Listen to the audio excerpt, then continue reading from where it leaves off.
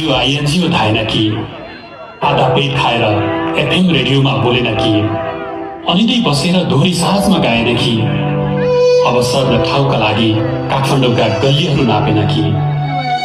यसरी चरम दुःख सङ्घर्ष र धैर्यतापछि उसले संसारलाई दियो अजम्बरी सिर्जनाहरू, जसका सिर्जनामा केवल मनोरञ्जन मात्र होइन, सामाजिक र राजनीतिक चेत पनि छ। हाम्रै दुःख सुख छ, हाम्रै कथा व्यथा छ। छोरीका चित्कारहरू छन्, विवेक विरुद्धका झङ्कारहरू छन्, परदेशीका आँसुहरू छन्, राज्यप्रतिका गुनासा प्रश्नहरू पनि छन्।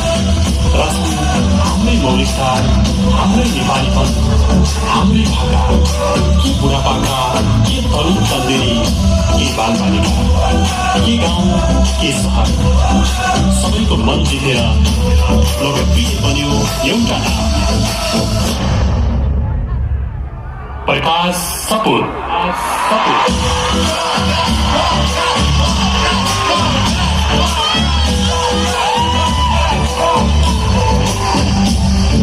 जसको सङ्घर्ष जति कठिन थियो, उसको सफलता पनि सहज रह्यो। जब उसका सिर्जनाहरू एकपछि